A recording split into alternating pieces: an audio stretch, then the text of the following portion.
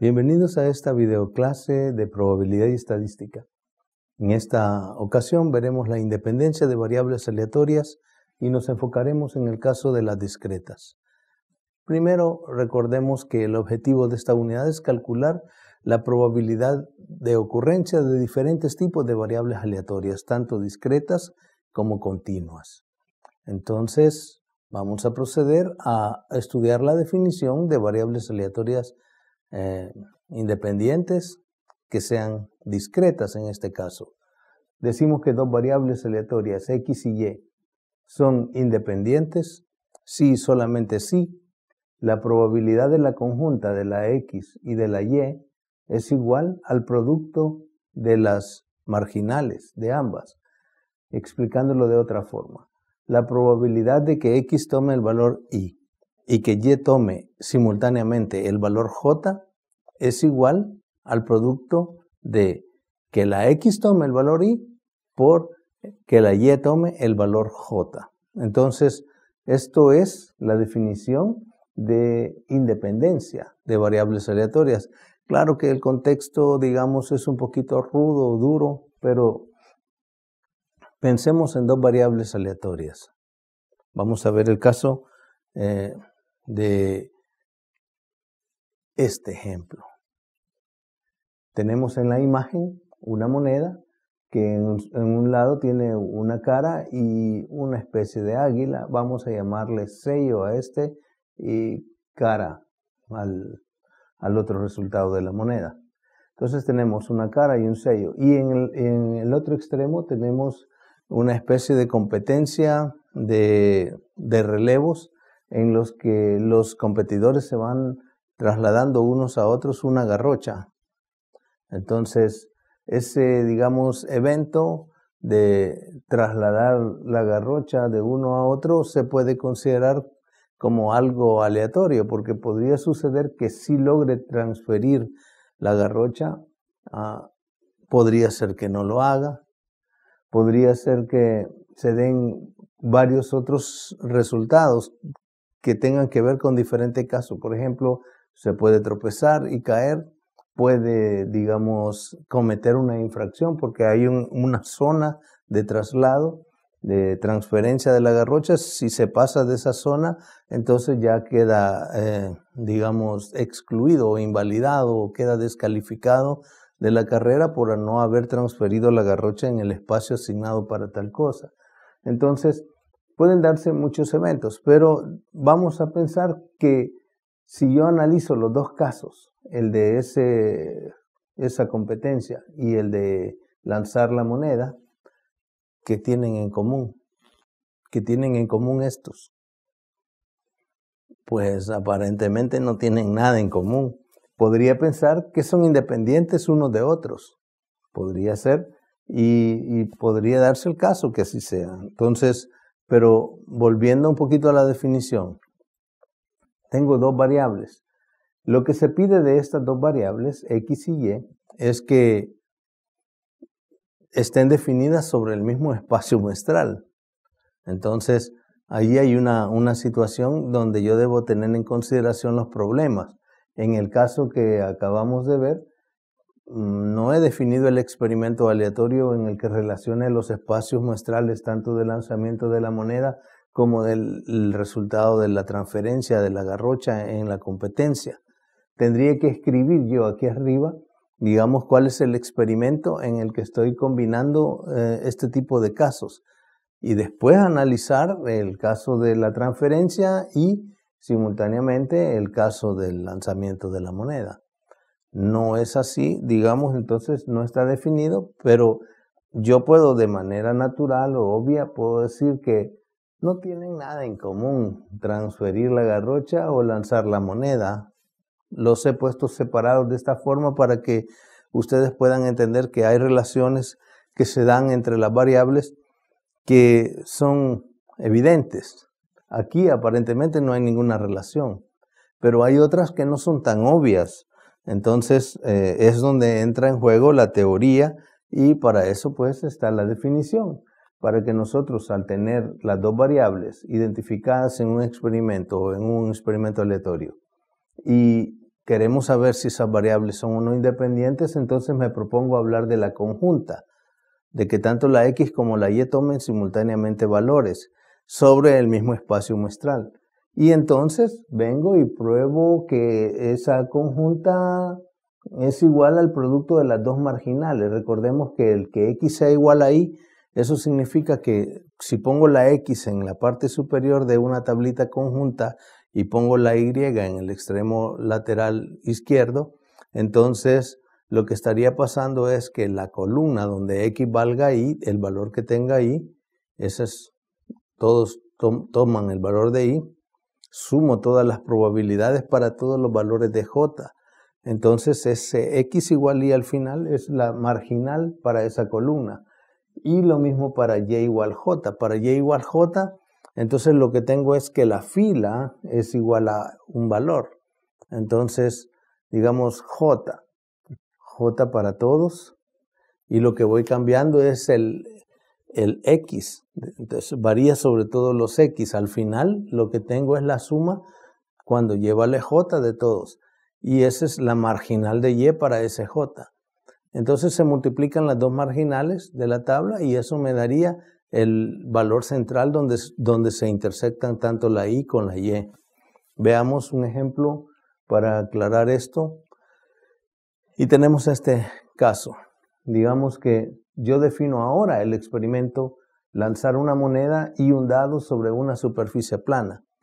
Entonces lanzo la moneda, puede caer cara o sello. Lanzo el dado, puede caer cualquiera de los 6 lados. Entonces, como son los dos lanzamientos los que me interesa y observo el resultado en la cara superior de cada uno, entonces los resultados posibles son que me caiga cara la moneda y 1 en el dado, que me caiga cara la moneda y 2 en el dado, que me caiga cara la moneda y 3 en el dado, y así sucesivamente. He identificado la C por cara y la S por sello, y los números que acompañan a las letras son si se dio 1, 2 o 3, etc. Estos serían entonces los resultados posibles. No hay más, esos son todos. Si los cuentos son 6 de cara y 6 de sello, entonces son 12. 12 resultados posibles, cada uno es independiente del otro. Si digamos se dio cara 1, bueno, no es lo mismo que cara 2 o cara 3. Entonces todos son diferentes. La probabilidad de que se obtenga cara 1 entonces sería 1 porque solo hay un cara 1 entre 12 si ocupamos el concepto frecuentista de probabilidad, casos favorables entre casos posibles. Favorable sería 1 entre posibles que son 12. Entonces la probabilidad de ocurrencia del cara 1 sería 1 sobre 12. Y ahora defino estas dos nuevas variables. X, el número de casos donde cae un resultado par en el dado.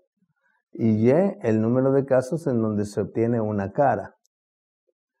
Entonces veamos que yo puedo tener, no es que aquí esté en este caso identificando el espacio muestral de la variable X, pero estoy definiendo que se tiene los valores o los resultados donde se va a obtener que se tiene el caso X, el número de casos en el que el resultado en el dado es par. Solo puede ser 2, 4, 6 los pares y cuando se da cara o cuando se da sello. Entonces estos son todos los resultados donde yo puedo obtener la variable X. Hay una variable adicional que es la Y, que no la puse, pero está incluida, digamos, parecido, ¿verdad? En el caso sería el espacio muestral donde se obtiene Y, que es cara. Entonces solo en los primeros 6 hay caras. En estos últimos 6 ya no hay cara. Entonces solo serían los primeros 6. Analicemos entonces qué es los resultados posibles y vamos a tener ahí, digamos, una especie de resultado así, cara 1, cara 2, etcétera, y su respectiva probabilidad debajo. Esto es lo que hemos estado practicando anteriormente para cuando estuvimos estudiando la conjunta. Y ahí están las probabilidades de cada resultado, un 12avo para cada una.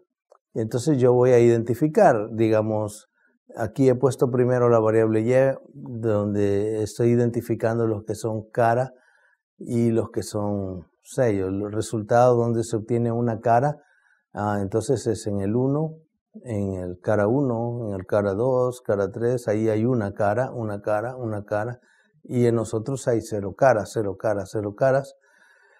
Y luego vemos el resultado donde se obtiene lo correspondiente a la X, donde decíamos que el resultado del dado es par. Entonces tengo un resultado par en el C2, tengo un resultado par en el C4, un resultado par en el C6 y en el S2, S4 y S6. Y por eso están los unos ahí. Y vemos que solo hay ceros y unos. Entonces, si pongo la X en la parte superior, aquí digamos la X, y en el extremo allá pongo la Y, los dos son 0 y 1. No hay más. Entonces veo los casos donde tanto la X como la Y valen 0, que sería el que identifica al primer cuadrito acá, donde tanto la X como la Y están tomando el valor 0. Y cuento los casos donde se tiene 0, 0. Y tengo acá 1, tengo 2 y todavía hay uno más acá donde son 0, 0. Entonces tengo 3 casos de 12. Entonces por eso es 3 doceavos. Donde es 1, 0. Vemos los casos donde es 1, 0 y contamos y son 3 también de 12. Y luego vemos los casos donde son 0, 1. Y veo y observo 0, 1, 0, 1. Hay 3 casos de 0, 1. Entonces son 3 de 12. Y 1, 1. 1, 1. Hay 3 casos de 1, 1. También es 3 de 12. Al hacer las filas, la suma en filas y la suma en columnas, entonces 3 doceavos más 3 doceavos son 6 doceavos. Y en columna, 3 doceavos más 3 doceavos son 6 doceavos. La pregunta que resulta ahora es, ¿son independientes o no las dos variables, X y Y? Bueno, yo podría pensar en la lógica, ¿verdad? Lanzar el dado y lanzar la moneda, independiente uno del otro, sí, no tienen nada que ver una moneda y un dado.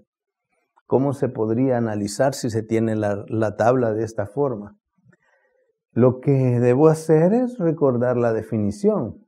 La definición me dice que la conjunta X igual Y y Y igual J debe ser igual al producto de las dos marginales. Entonces en este caso, ¿cómo se podría verificar eso? Bueno, veamos. Por ejemplo, el caso 0, 0 es 3 doceavos. Es la conjunta, es cuando X es igual a 0 y simultáneamente Y igual a 0.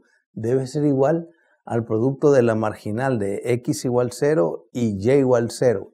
Entonces eso significa X igual 0, tenemos este valor de 6 doceavos. Y igual 0, tengo este valor aquí de 6 doceavos. Y al multiplicar 6 doceavos por 6 doceavos, 6 por 6 en el numerador y 12 por 12 en el denominador, 6 por 6 es 36 y 12 por 12 es 144. Entonces 36 sobre 144 al hacer las divisiones me dan 0.25. Y al hacer el resultado 3 entre 12 es un cuarto, también es 0.25. Y en todos los resultados de la tabla vemos que como es 6 doceavos por 6 doceavos en las filas y en las columnas, y en todos los de intermedio de la tabla da 3 doceavos, que es 0.25, entonces se cumple que el producto de los dos marginales, tanto de X como de Y, es igual al valor de la conjunta en el centro de la tabla. Entonces puedo concluir de que la X y la Y son independientes. Ese es un caso. Y el otro tipo de problemas es algo relacionado a esto, donde ya me dicen que tengo una tabla donde X está distribuido arriba y Y está distribuida en el lateral, y entonces tengo que completar la tabla de la conjunta asumiendo que hay independencia entre las dos variables. Ya sé que son independientes. Entonces, si ya me dice que asuma independencia, entonces tanto la X como la Y son independientes y ya cumplen el hecho de la definición. La definición no la quiero dejar por fuera, siempre estarla recordando, y es el hecho de que el producto de las dos marginales es igual al producto al resultado de la conjunta en el centro de la tabla. Entonces, si yo ya sé que son independientes, este 1/4 me está indicando que es la marginal, porque aquí ya no hay valor de x, entonces se asume que este es el margen de la tabla, y abajo igual, aquí donde suma 1 esta expresión, es el margen de la tabla. Algo interesante en esta tabla es que aquí hay un 0 en la columna.